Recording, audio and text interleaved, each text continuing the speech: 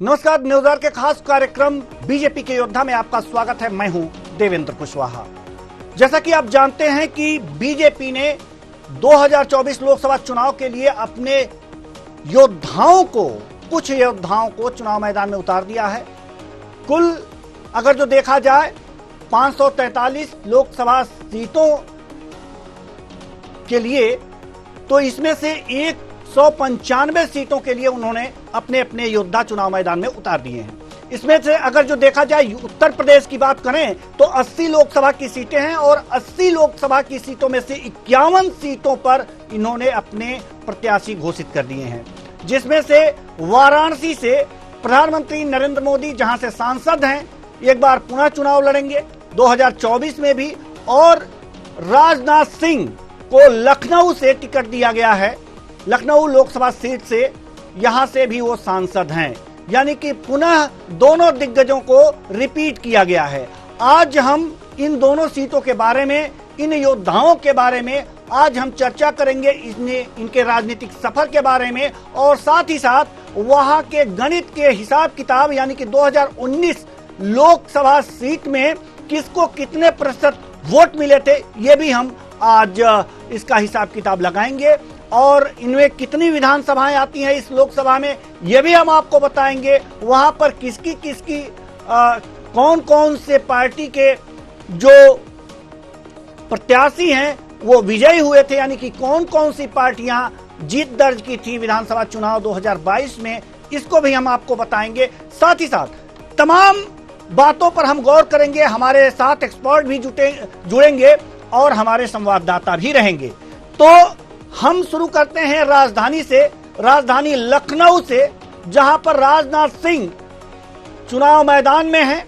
राजनाथ सिंह का चुनावी सफर क्या है, हम पहले ग्राफिक्स के माध्यम से हम आपको दिखा रहे हैं। बीजेपी के योद्धा राजनाथ सिंह, ये लखनऊ लोकसभा सीट से प्रत्याशी हैं राजनाथ सिंह, जैसा कि मैंने पहले ही आपको बताया।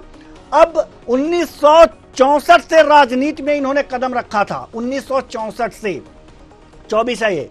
13 साल की उम्र में राष्ट्रीय स्वयंसेवक संघ से जुड़े थे, और आपको बताएं कि 1972 में मिर्जापुर के शाखा कार्यवाहक बने थे। शाखा कार्यवाहक ये बने थे। 1974 में राजनाथ सिंह राजनीति में शामिल हुए। 1969 से 1971 में अखिल भारतीय विद्यार्थी परिषद के सचिव थे। ये चीजें मैं आपको बता रहा हूं। 1972 में आरएसएस की मिर्जापुर शाखा के महासचिव बने। 1974 में भारतीय जनसंघ की मिर्जापुर इकाई के लिए सचिव नियुक्त किया गया इनको।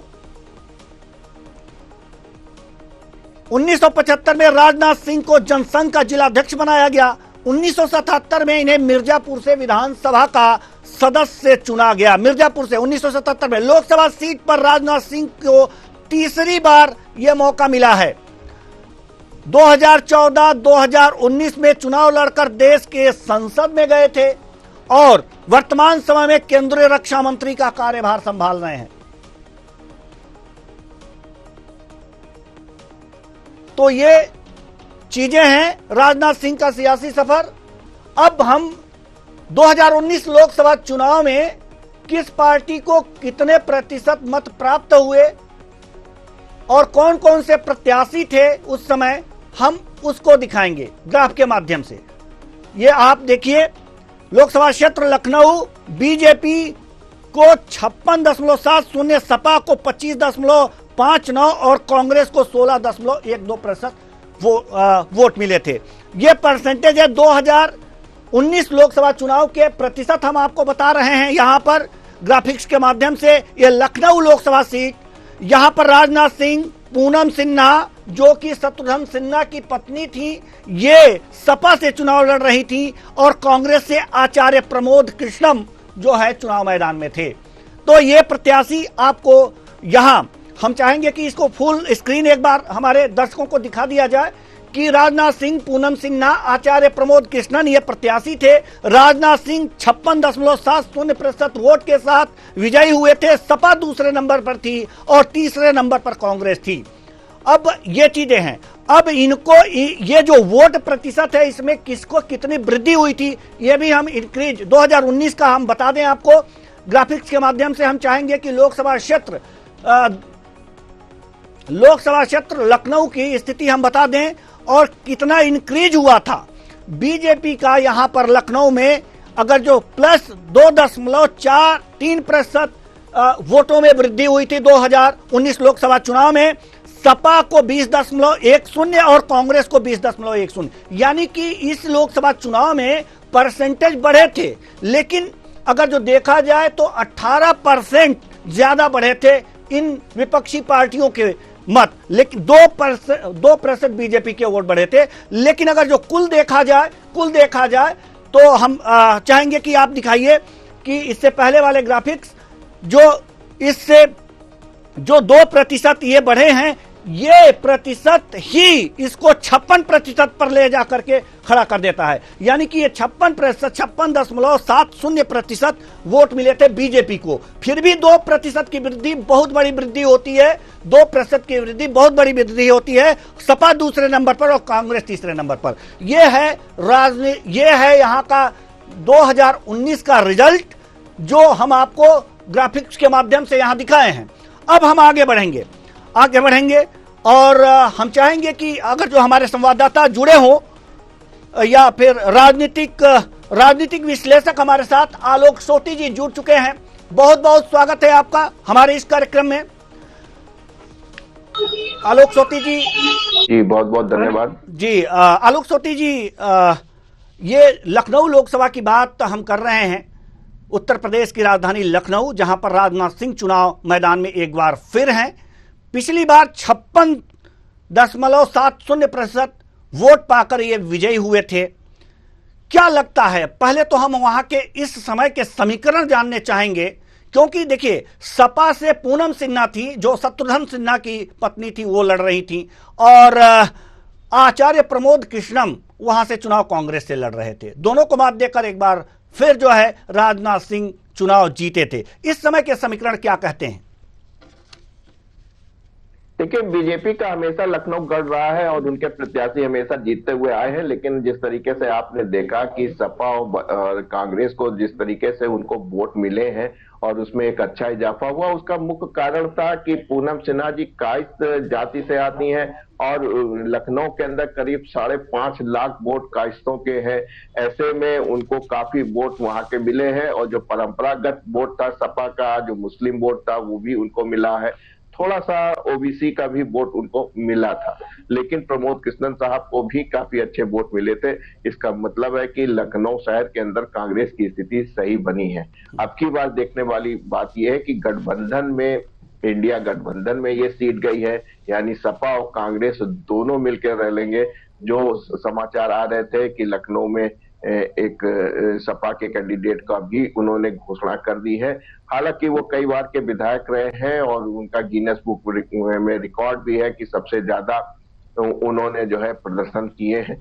ऐसी स्थिति में उनके पास स्थानीय कैंडिडेट हैं, क्योंकि ये देखा गया था कि पूनम सिन्हा भी पैरासूट से आई थी और प्रमोद कृष्णन साहब भी प्रियंका गांधी की कृपा से पैरासूट से आए थे। बहुत कम समय मिला था इन दोनों को क्षेत्र में काम करने का। लेकिन इस बार जो मिला है, मुझे नाम भूल रहा हूँ, उनकी तस्वीर मुझे दिमाग में आ रही है, आपके संवाददाता जानते हो, वो नाम याद दिला सकते हैं हमको। तो वो काफी पुराने हैं और विद्यालय से भी पढ़े हैं, क्षेत्रीय हैं, विधायक भी रहे हैं और उनका अच्छा जाना चाहिए। क्योंकि अगर, हालांकि आप कह सकते हैं कि बीजगणित नहीं होती है राजनीति, जिसमें आप कह सकते हैं 20-20 मिला के 40% आने पर जो है 56 और 40 का जो आंकड़ा है उसमें काफी कमी आने की, 16% का ही रह जाएगा। लेकिन ऐसा कुछ नजर नहीं आ रहा है। जिस तरीके से इस समय बीजेपी का माहौल चल रहा है उत्तर प्रदेश में कि वहां पे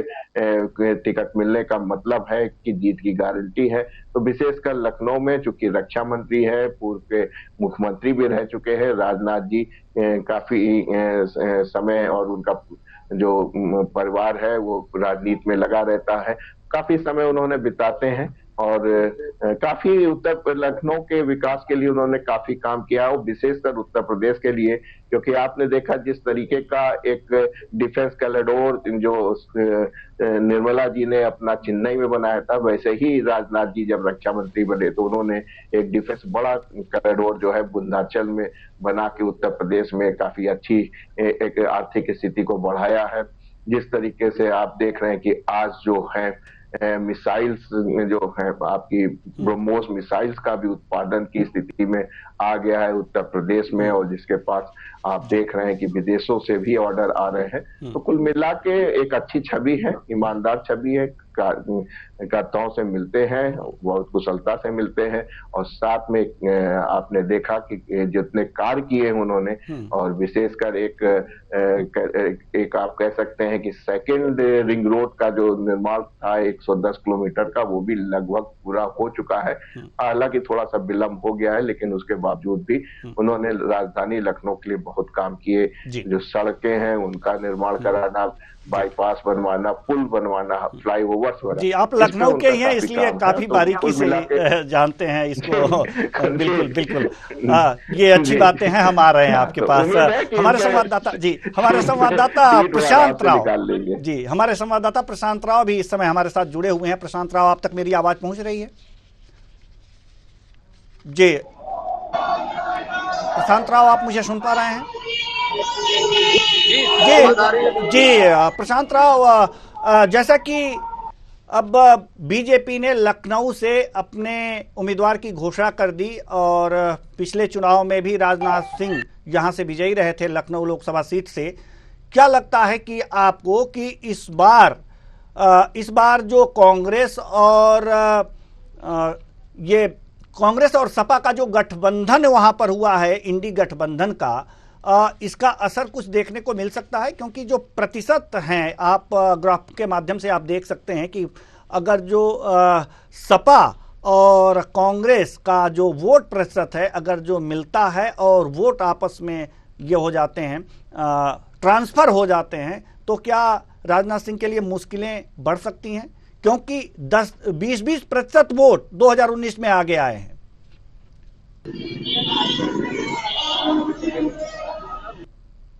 जिसमें भारतीय जनता पार्टी से राजनाथ सिंह ने चुनाव लड़ा था, उसके साथ ही यहाँ कांग्रेस की तरफ से यहाँ आचार चुनाव लड़ रहे थे। हालांकि यहाँ समाजवादी पार्टी की बात की जाए तो समाजवादी पार्टी के यहाँ करीब 2 लाख नंबर पर यहाँ कांग्रेस के प्रत्याशी आचार प्रमोद कृष्णन रहे थे। इस बार एनडी गठबंधन है, और एनडी गठबंधन में समाजवादी पार्टी और कांग्रेस के साथ है, और समाजवादी पार्टी ने यहाँ से अपना प्रत्याशी लखनऊ मध्य के विधायक पंजाब मल्होत्रा को उन्होंने यहाँ पर प्रत्याशी बनाया है। तो ऐसे में है कि राजनाथ सिंह को यहाँ पर हरा पाना अभी संभव नहीं हो पाता, क्योंकि जब वोट का प्रतिशत देखा जाए तो 3,47,000 से यहाँ राजनाथ सिंह चुनाव जीते थे। तो ऐसे में उत्तर प्रदेश में अगर देखा जाए, लखनऊ राजधानी को दिलचस्प बनाने को लेकर यहाँ रघुनाथ मल्होत्रा को टिकट दिया है समाजवादी पार्टी ने। रघुनाथ मल्होत्रा समाजवादी पार्टी में काफी लंबे समय से जुड़े रहे हैं, कई बार के विधायक हैं और सरकार में राज्य मंत्री भी रह चुके हैं। तो ऐसे में देखिए समाजवादी पार्टी का वोटों का जो बड़े वो है कि रघुनाथ मल्होत्रा मोना पंजाबी चुनाव से आते हैं, और इसके साथ ही उनकी मुस्लिम वोट बैंकों की गिनती इसमें देखे जा रहे हैं कि मुस्लिम, और इसके साथ ही मोना पंजाबी, साथ में भी जो समाजवादी पार्टी का कोर वोट है जिसमें यादव समाज जोड़ा जाता है वह, तो ये 3-4 वोटों के आंकड़े लेकर समाजवादी पार्टी ने यहाँ रघुनाथ मल्होत्रा को प्रत्याशी बनाया है। राजनाथ सिंह के जिस तरीके से चुनाव लड़े हैं, यहाँ पर जो उनका एक पूरा राजनीति का क्षेत्र रहा है, तो वो बड़ा मजबूत रहा है। तो बड़ा दिलचस्प यहाँ मुकाबला होने वाला है लखनऊ में एक बार। और इसके साथ ही क्योंकि अभी बहुजन समाज पार्टी ने अपना प्रत्याशी घोषित नहीं किया है, यदि बहुजन समाज पार्टी अपना प्रत्याशी घोषित करती है, जैसे कि पूर्व में देखा जाए कि बहुजन समाज पार्टी ने यहाँ मेयर के चुनाव में ही यहाँ मुस्लिम कैंडिडेट उतार दिया था, जिससे भारतीय जनता पार्टी को फायदा पहुंचाने की बात समाजवादी पार्टी कह रही थी कि उनका वोट बैंक यहाँ पर बेस्ती में काटने का काम किया है। ऐसा ही आरोप समाजवादी पार्टी ने आजमगढ़ में भी लगाया था, जब बुद्धू जमाली को वहाँ बहुजन समाज पार्टी ने लोकसभा का टिकट दे दिया था, उसमें करीब 2 लाख से ज्यादा मत बुद्धू जमाली को मिले। चलिए प्रशांत राव, आपकी आवाज जो है यहाँ पर ठीक ढंग से आ नहीं पा रही है, तो हम पुनः रुख करेंगे अपने राजनीतिक विश्लेषक डॉक्टर आलोक सोती के पास और जाना चाहेंगे। और जैसा कि आलोक सोती जी, अगर जो विधानसभा चुनाव की अगर जो बात करें 2022 में जो हुआ था, अगर उसको भी थोड़ा सा देख लें तो लगभग दो विधानसभाओं की लिस्ट है हमारे पास। दो विधानसभा, जो कि एक विधानसभा सीट आपको बता दें कि दो विधानसभाओं में सपा को यहां पर बढ़त मिली थी। एक विधानसभा है मोहनलालगंज और दूसरी विधानसभा लखनऊ पश्चिम से जो है ये सपा ने विजय हासिल की थी। कारण क्या रहा? बाकी विधानसभाओं में बीजेपी का परचम लहराया था। देखिए, जहां लखनऊ पश्चिम का सवाल है वो काफी मुस्लिम बहुल इलाका है और जहां से सपा के कैंडिडेट जीते हैं वो वहां के क्षेत्रीय है। काफी उन्होंने काम किया था, उनकी सिक्योरिटी सर्विसेज चलती थी और उनका काफी वर्षों से वहां पे काम था और मुख्य रूप से देखा जाए जो पूरे मुस्लिम वोट थे उनके पास पहुंच गए थे। और आपने देखा था कि कई बार वो सपा और टिकट सपा ना मिल पे बसपा पे लड़के सेकंड पोजीशंस पर रहते थे, कभी जीत जाते थे, तो इस तरीके का चलता था। और जो बीजेपी ने कैंडिडेट उतारा था अंजनी श्रीवास्तव को, हम दोनों एक साथ बचपन से पढ़े हैं, एक ही क्लास में हमारी शुरुआत हुई थी। तो हम लोग कहते थे शिशु से हम लोग साथ पढ़ते हैं, यानी जहां से आरंभ करते थे। तो अंजनी जी अच्छे हैं, लड़े थे, लेकिन उनको समय कम मिल पाया था, जिसकी वजह से वो काफी कम वोटों से हार गए थे। हालांकि देखने वाली बात थी कि अंजनी को जितना वोट मिला था 1,30,000 के आसपास, उससे कम वोट में ब्रजेश पाठक जी जो है जीते और उसके बाद वहां के उप मुख्यमंत्री भी बने। तो ये अफसोस हमें अपने दोस्त के साथ रहा काफी समय तक कि इतने वोट पाने के बावजूद भी वो जीत नहीं पाए। मोहनलालगंज की जहां तक बात की जाए तो मोहनलालगंज ग्रामीण क्षेत्र में आता है, वहां पे ओबीसी वोट काफी थे और साथ में मुस्लिम वोट भी है क्योंकि वो रास्ता फिर आगे जाता है। तो जो वोट हमको बैंक दिखाई दे रहे हैं विशेषकर विधानसभा में, वो पूरा का पूरा ओबीसी वोट और जो मुस्लिम वोट है वो सपा को जाता है।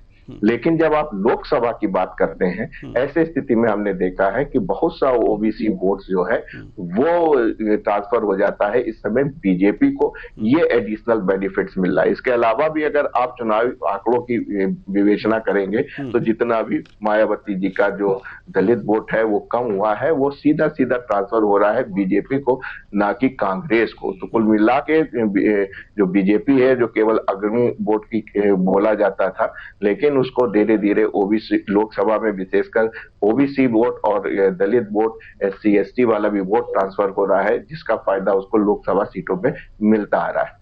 तो कुल दिलचस्प इसलिए होगा क्योंकि इस बार हम फिर वही अपनी बात दोहरा रहे हैं कि एनडीए का प्रत्याशी यानी कांग्रेस और सपा दोनों मिल के जो है करेंगे। तो इस समय मुस्लिम वोटों का बंटवारा नहीं होगा, ये आप मान लीजिए। हालांकि राजनाथ जी की बड़ी अच्छी इमेज है और लखनऊ में दो सेक्ट है, एक शिया है एक सुन्नी है। शिया की भी बहुलता है, अगर कहा जाता है विश्व में अगर कहीं ईरान के बाद सबसे ज्यादा शिया है तो वो लखनऊ में है।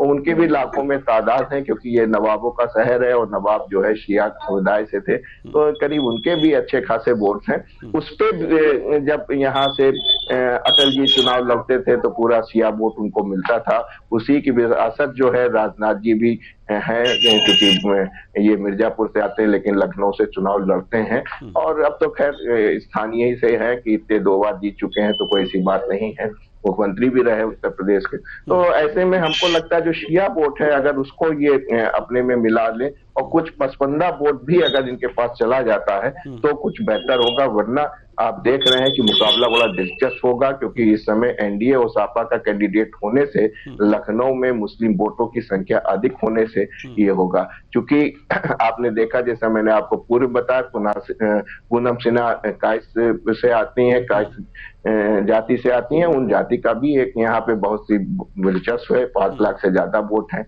वो देखिए उम्मीद है कि वो बीजेपी को उसमें अधिकतम संख्या में वोट मिलने चाहिए।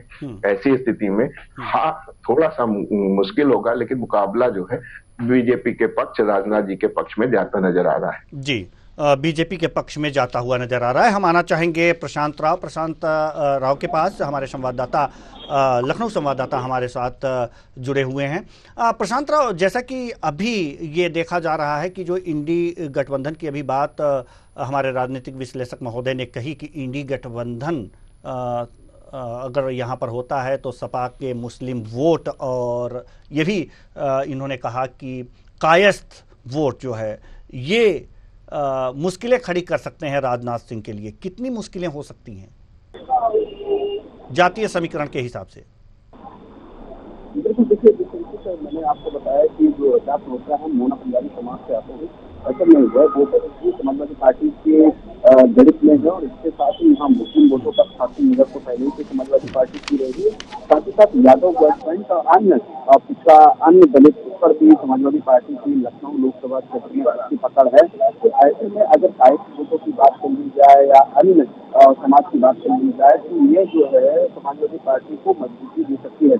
तो वहीं अगर भारतीय जनता पार्टी ने देखा या राजनाथ सिंह जो गौर समाज करते हैं, ठाकुर जाति से हैं, हालांकि यहाँ जो स्थिति रही है वो 1991 से अगर देखी जाए तो बड़ी मजबूत भारतीय जनता पार्टी की रही है। और सबसे अच्छी बात इस बार बता दें कि 1991 से लगातार बीजेपी कब्जे में सीट रही है और इसके साथ जब ये सीट छूटी तो 2009 में इस सीट पर लालजी टंडन जी यहाँ पर विजयी हुए थे और 2014 में भी 2019 में भी इस सीट पर भारतीय जनता पार्टी का कब्जा रहा और यहाँ राजनाथ जी चुनाव जीते हैं। अगर इस बात को देखें कि क्या तीसरी बार यहाँ पर राजनाथ जी टिकट मिला है, चुनाव जीत पाएंगे, यह तो खासा किसी वाला उत्तर होगा। लेकिन जो भारतीय जनता पार्टी ने यहाँ वोट बिछा रखी है उससे जरूर है कि भारतीय जनता पार्टी पूरी मजबूती के साथ चुनाव लड़ रही है। और साथ ही साथ यहाँ पर अगर देखा जाएगा कि जो अन्य लोकसभा क्षेत्र है, चाहे पश्चिम लोकसभा क्षेत्र हो या फिर इसके साथ ही बीजेपी क्षेत्र है, यह जो होंगी विधानसभा क्षेत्र, यहाँ की जनता इस बार जो वोट प्रतिशत के आधार पर तय करेगी किसको जिताना है, क्योंकि यहीं से जो पूजा बनकर आती है और उसके बाद प्रत्याशी की मजबूती मिलती है। और लखनऊ कैंट की बात की जाए, लखनऊ कैंट में भी यहाँ पर देखने को मिलेगा कि भारतीय जनता पार्टी और इसके साथ ही समाजवादी पार्टी के बीच में टक्कर, क्योंकि अभी बहुजन समाज पार्टी के प्रत्याशी का नाम घोषित नहीं हुआ है। यदि बहुजन समाज पार्टी यहाँ मुस्लिम समाज पर या फिर ब्राह्मण समाज पर कार्ड खेलती है तो थोड़ा जो नुकसान वो समाजवादी पार्टी को भी हो सकता है और भारतीय जनता पार्टी को हो सकता है। लेकिन पिछले मतों का आंकड़ा देखें कि 3,47,000 से ज्यादा मतों से यहाँ राजनाथ जी का जीतना, तो ये जो आंकड़ा किस प्रकार से ये विपक्षी दल तोड़ पाते हैं ये तो देखने वाली बात होगी। अगर यहाँ पर अन्य बात की ली जाए, जो अनुसूचित जाति का वोट है वह भी यहाँ कहीं ना कहीं बटा हुआ नजर आता है। हर वो सबसे ज्यादा अगर समाज पार्टी को मिलता है तो उसमें सबसे सर्वाधिक संख्या अगर देखी जाए बटने के बाद या भारतीय जनता पार्टी को जाती है यहाँ की संख्या।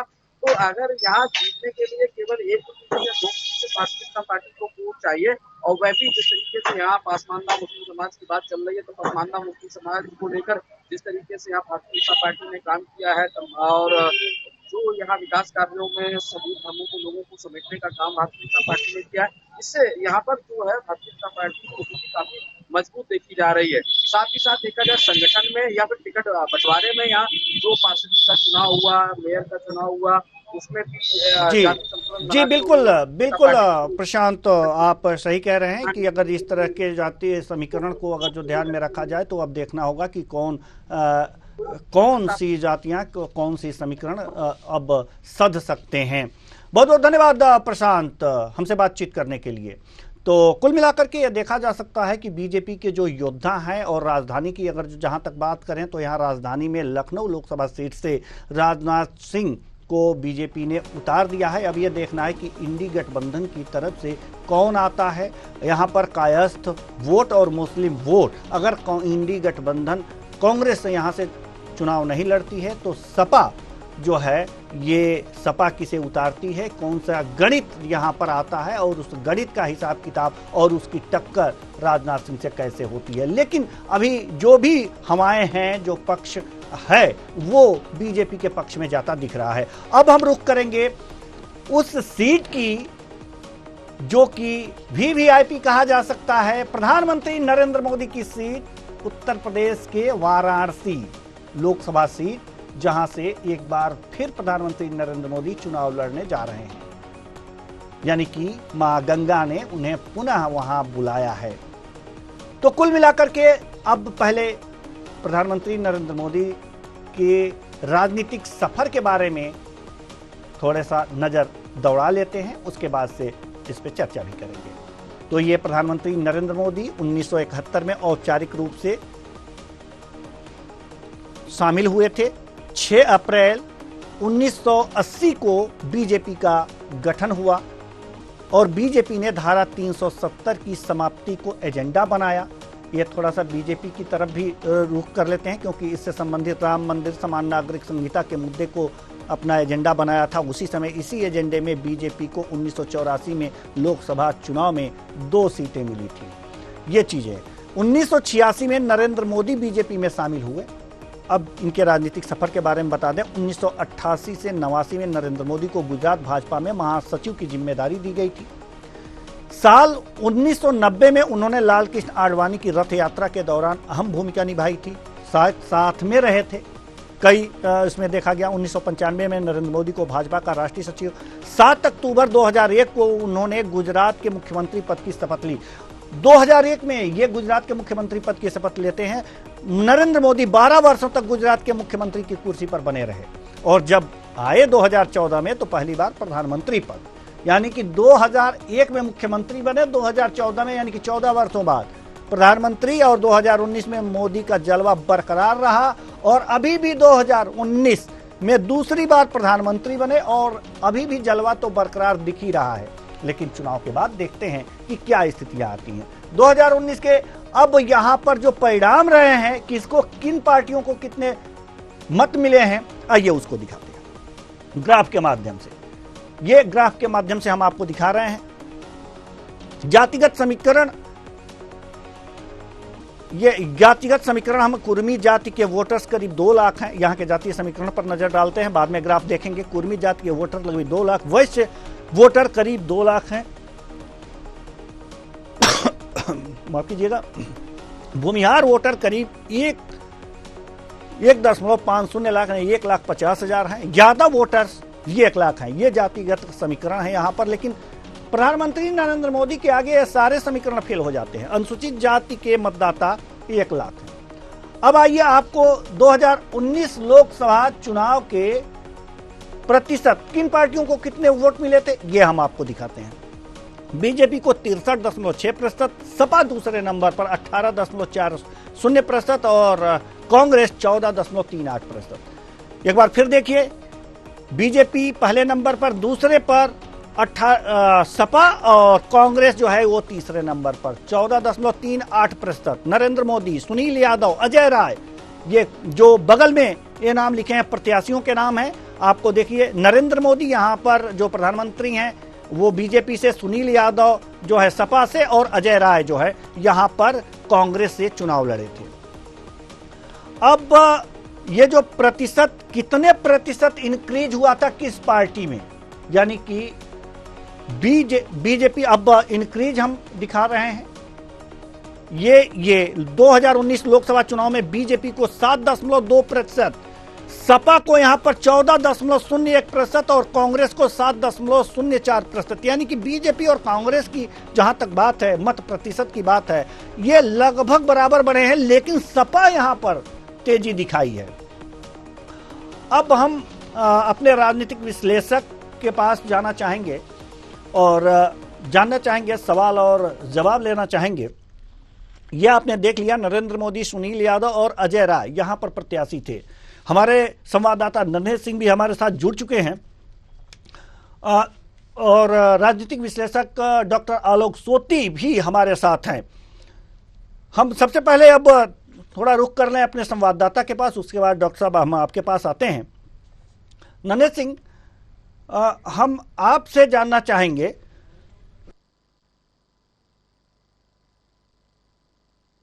कि अभी जो वाराणसी में प्रधानमंत्री नरेंद्र मोदी को पुनः एक बार प्रत्याशी बनाया गया है, इस प्रत्याशी बनने के बाद, यानी कि घोषित होने के बाद, बीजेपी कार्यालय की क्या स्थिति रही है, बीजेपी खेमे की स्थिति बताइए।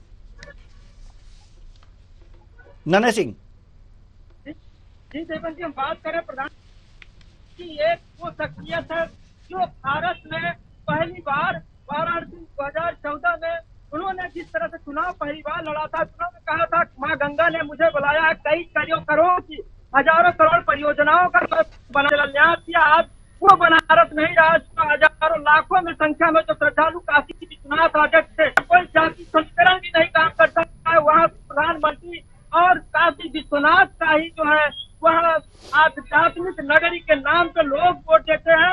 और जिस तरह से कायाकल्प को, चाहे इंफ्रास्ट्रक्चर हो, चाहे स्वास्थ्य हो, चाहे चिकित्सा हो, सभी पर अगर देखा जाए तो प्रधानमंत्री कई हजार परियोजनाओं को जो है उन्होंने लोकार्पण और कई चीज, जैसे काशी विश्वनाथ का भी आप देख सकते हैं, जिस तरह कॉरिडोर का विकास हुआ हो, तो वहाँ इस तरह से अब पहली बार जो पहले काशी को जो है पौराणिक स्थल देखा जाता था, लेकिन अब वो देखने को नहीं मिल रहा है।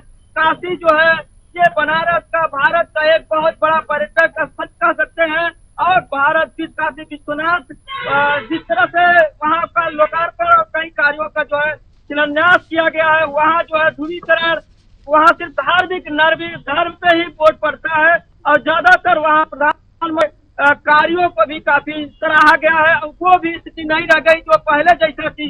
पहले सकरे रोड थी और काशी विश्वनाथ जो कॉरिडोर बना, लोग दर्शन करने जाते थे तो हाजिरी लगाते थे लाखों की संख्या में, अब वहाँ करोड़ों की संख्या में श्रद्धालु जो है हाजिरी लगा रहे हैं। और जिस तरह से यहाँ अब देखने को मिल रहा है काशी में, वो जो है पहले जैसा बदल चुका है। प्रधानमंत्री नरेंद्र मोदी जिस तरह से अपनी लोकप्रियता को जो है बनारस नहीं पूरे भारत और विश्व में उनका ख्याति है, इस तरह से प्रधानमंत्री के आगे या प्रधानमंत्री की बात की जाए तो लोकप्रियता के आधार पे इनका आज भी बनारस में काफी जो है वो चल रहा है। जी नन्हे, हम आपके पास आएंगे। हम डॉक्टर आलोक सोती की तरफ रुख करेंगे, राजनीतिक विश्लेषक हैं आप। वाराणसी की जहां तक हम अभी बात कर रहे हैं, वाराणसी की ये जो ग्राफ चल रहा है, कांग्रेस और बीजेपी लमसम 7% इनकी वोट बढ़े थे 2019 में, लेकिन सपा के जो वोट थे, मत प्रतिशत थे, वो काफी ज्यादा बढ़े हुए दिख रहे हैं, करीब 14% के आसपास। तो सपा का इतना लोकसभा चुनाव में इस तरह से एक 14% करीब दोगुना बढ़ जाना क्या रेखांकित करता है? कारण क्या रहा 2019 में? बहुत सिंपल कारण था। आप देखिए 2019 में सपा और बसपा दोनों मिलकर चुनाव लड़े थे। मायावती ने अपने वोटों को भी सपा में ट्रांसफर कराने में सफल हुई थी, लेकिन इस बार देखने वाली बात है कि सपा और बसपा नहीं एक साथ हैं। बसपा आप इंडिपेंडेंट लड़ रही, मायावती जी ने कहा कि हम किसी भी ग्रुप के साथ नहीं जाएंगे, ना वो एनडीए के साथ जाएंगी, ना वो इंडिया के साथ जाएंगी। तो आपको जो लगातार इजाफा होता हुआ सपा में आपको जो एक ट्रेंड दिखाई दे रहा ऊपर की तरफ चलता हुआ, वो बसपा का जो वोट बैंक था वो सपा को ट्रांसफर हुआ था। इसी तरह देखिए कि अब की बात जब देखने वाली बात यह है कि कांग्रेस को अच्छा वोट प्रतिशत मिला था, 2019 में 6% हो गया था, जबकि विधानसभा के चुनाव आते आते उसके पास केवल 2% रह गया था। और मायावती जी के पास जो 19% था उसमें से काफी प्रतिशत आप देख रहे हैं कि दुगना जो आपको दिखाई दे रहा है कि 24% है। तो इसका मतलब है कि उस 19% वोट में से कम 10% वोट मायावती जी ने सपा में ट्रांसफर करा लिया था, और जो बचा हुआ 9% था वो जो है बीजेपी की तरफ चला गया, ना कि कांग्रेस की तरफ गया। तो कुल मिला के अब की बार की जो स्थितियां हैं वो बिल्कुल अलग आपको दिखाई देंगी, क्योंकि आपकी बार जो वोटों का इजाफा होगा या जोड़ होगा वो कांग्रेस का सपा के साथ होगा। तो आप जो सपा में जो आपको ज्यादा दिखाई दे रहा है उसमें से 10% वोटों को कम कर लीजिए और कांग्रेस के जो वोट है उनको जोड़ दीजिए, उसी के आसपास की स्टैटिस्टिक्स आपको देखने को मिलेगी। तो मैंने आपको शायद पहले ही दिन जब हुआ था, जब हम आप लोग बात कर रहे थे हम आप कि बसपा जो है किसी खेमे के साथ नहीं जा रही, तो हमने कहा था ये जो है बीजेपी के लिए बहुत शुभ है, क्योंकि बसपा जो है जीतने की स्थिति में नहीं है, लेकिन जो है ये हरा सकती है विपक्ष के कैंडिडेट्स को, और वो ही होना है। बसपा को कुछ नहीं करना है, उसके जो परंपरागत वोट्स हैं, दलित वोट्स हैं, SC ST वोट है, वो तो उनके साथ इंटैक्ट है।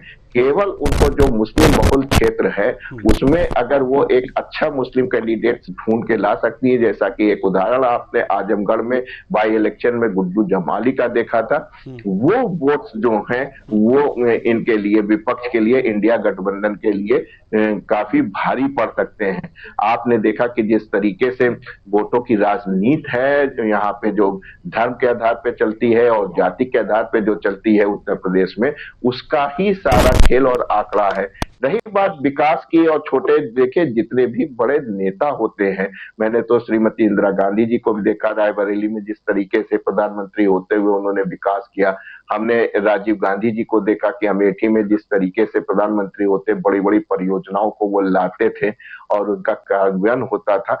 यही चीज राहुल गांधी जी नहीं कर पाए, जबकि यूपीए 1 और यूपीए 2 में उनके पास जो था इस बात का जो इस का मौका था और उसी का खामियाजा उनको उठाना पड़ा कि अमेठी जो उनके पारिवारिक की सीट थी, विरासत की सीट थी, वहां से उनको हाथ धोना पड़ा। तो कुल मिला के इस बार की भी स्थिति देखी कि 10 साल में स्थिति ऐसी आ गई कि सोनिया जी को रायबरेली छोड़ के राजस्थान से जो है राज्यसभा में जाना पड़ा। तो कुल मिला के जो इस बार का जो गठबंधन है, जो एनडीए गठबंधन है, जिसको आप कह सकते हैं सपा और कांग्रेस जो कि मुख्य दो दल है, उनका अगर अंगणित देखें तो पिछली बार की जो सपा और बसपा की जो अंगणित थी उससे आपको हल्की नजर आएगी। इसलिए जो है काफी उम्मीद की जा रही है कि बीजेपी जो है अपना काफी सहायता करेगी, बीएसपी जो है वो बीजेपी करेगी। अगर आपको ध्यान हो, हम लोग ने चुनाव किया था, सबसे पहले मैंने ही आपसे कहा था कि नगर महापालिका की 17 सीटों में से आपने देखा था कि 11 सीटों में मायावती जी ने एक मुस्लिम कैंडिडेट खड़ा करके 64% मुस्लिम कैंडिडेट को देके ये बात कहने की कि असली मुस्लिम के हमदर्द जो है वो मायावती की बसपा पार्टी है, ना कि सपा एक। और उसका नतीजा ये हुआ कि पूरी की पूरी 17 नगर महापालिका के जो मेयर थे, जो नगर अध्यक्ष हैं, वो बीजेपी के हैं। तो कुल मिला के यहाँ पे जो उत्तर प्रदेश में है वो मुख्य बात चलती है कि किस तरीके से मुस्लिम वोटों का बंटवारा किया जाए, क्योंकि मुख्य रूप से सारे मुस्लिम वोट ज्यादातर सपा के साथ रहते हैं, फिर उसके बाद कांग्रेस, लेकिन बसपा भी जो है अपना एक मजबूत मुस्लिम कैंडिडेट खड़ा करके और साथ में अपने जो परंपरागत वोट है उनको साथ में रख के एक बड़ी मजबूती से उनका कैंडिडेट चुनाव लड़ता है और कांग्रेस से बेहतर स्थिति में होता है। जी, नन्हे सिंह हमारे साथ जुड़े हुए हैं। नन्हे सिंह, हम आपके पास आना चाहेंगे। बसपा के खेमे में क्या हलचल है, किसके नाम आ सकते हैं, क्या कुछ बसपा के खेमे में हो रहा है? जी, बताना चाह रहा है कि किस तरह से वाराणसी में प्रधानमंत्री नरेंद्र मोदी तीसरी बार जो है प्रत्याशी बनाए गए और यहाँ जो हलचल कांग्रेस गठबंधन, जो इंडिया गठबंधन हुआ है, उसमें कांग्रेस प्रत्याशी अजय राय का नाम जो है अभी चल रहा है कि यहाँ से वो चुनाव लड़ सकते हैं। और यहाँ बसपा जो है अभी ऐलान तो नहीं किया है, क्योंकि बसपा पहले ऐसी पार्टी थी, इसके पहले जो है जो चुनाव होते थे, चाहे 2009 का हो चाहे 2014 का हो, वो चुनाव में पहले सबसे प्रत्याशी उतारती थी। लेकिन पहली बार बसपा का इस तरह से रुझान जो है वो अभी तक जो है देखने को नहीं मिला। उसके वोटर जो है सबसे ज्यादा जो है 20-22% का वोट होता है, लेकिन यहाँ सबसे ज्यादा अगर देखा जाए तो पल्लवी पटेल जो अपना दल कमेरावादी, अपना दल दो पार्टियां, एक अनुप्रिया पटेल, एक पटेल वोट है जो प्रधानमंत्री नरेंद्र मोदी के साथ अगली वर्ष भी जुड़ा था। लेकिन हाँ, बात किया जाए इस बार की, तो पल्लवी पटेल ने इस बार जो समाजवादी पार्टी के साथ गठबंधन किया था अलायंस में और वहाँ उनके कई विधायक भी चुनाव लड़े थे। हालांकि बात किया जाए अगल बगल की जो लोकसभा की संसदीय क्षेत्र है, चाहे आपके जौनपुर हो, चाहे आपके बनारस हो, चाहे मऊ हो, चाहे आपका ये भदोही हो, मिर्जापुर हो, यहाँ के इस बार समीकरण पहले जैसे नहीं है। जो 2014 और 19 की जो समीकरण पहले हवा थी, वो हवा इस बार देखने को नहीं मिल रही है। जिस तरह से यहाँ प्रत्याशी के ऊपर निर्भर है, क्योंकि जातीय समीकरण बहुत मायने रखता है यहाँ पे। और अगली बार जिस तरह जातीय समीकरण का भदोही हो चाहे आपका जौनपुर हो, ये जातीय समीकरण के आधार पर प्रधानमंत्री नरेंद्र मोदी पूर्वांचल को जो है पूरी क्लीन स्वीप कर दिए थे। लेकिन इस बार जो है कई जो उनके जो प्रत्याशी हैं जिनके टिकट कटने हैं वो बागी हो सकते हैं, और जो प्रत्याशियों का टिकट मिलना लगभग वो मिल चुके हैं। अब जो कटने हैं वो अब नए प्रत्याशियों का जो है ऐलान 7 तारीख को, बैठक 8 तारीख को हो सकती है दूसरी सूची में। लेकिन लेकिन अभी भी हलचल तेज है कि प्रयागराज और आसपास भदोही और बनारस और मिर्जापुर में जिस तरह से ये अगल बगल की सीटें जो पूर्वांचल बिल्कुल जैसे दूसरी लिस्ट आएगी तो हम दूसरी लिस्ट पर भी चर्चा करेंगे। बहुत बहुत धन्यवाद नन्हे हमसे बातचीत करने के लिए, और बहुत बहुत धन्यवाद डॉक्टर आलोक सोती आपका भी, आप इतना अच्छा विश्लेषण करने के लिए, हमारे दर्शकों को बताने के लिए। तो बीजेपी के योद्धाओं में आज दो योद्धाओं पर चर्चा की गई है, एक प्रधानमंत्री नरेंद्र मोदी और दूसरे राजनाथ सिंह, जो कि लखनऊ से, यानी कि उत्तर प्रदेश की राजधानी लखनऊ से ये चुनाव लड़ रहे हैं, लखनऊ लोकसभा सीट से। और इस बार भी दोनों की जो है, दोनों विजय की तरफ तो अभी दिख ही रहे हैं, लेकिन इंडी गठबंधन क्या करता है ये भी देखना होगा। लेकिन जो राम की बात है, राम लला की प्राण प्रतिष्ठा की बात है, ये सबसे महत्वपूर्ण है। अगर ये लहर काम कर गई, वेव काम कर गई, तो वास्तव में एक बार फिर विपक्ष धराशायी हो सकता है। लेकिन इन दोनों सीटों की अगर जो जहां तक बात करें तो इनके ऊपर अभी कोई खतरा नहीं दिख रहा है। फिलहाल बीजेपी के योद्धा में आज के लिए बस इतना ही। मुझे दीजिए इजाजत, नमस्कार।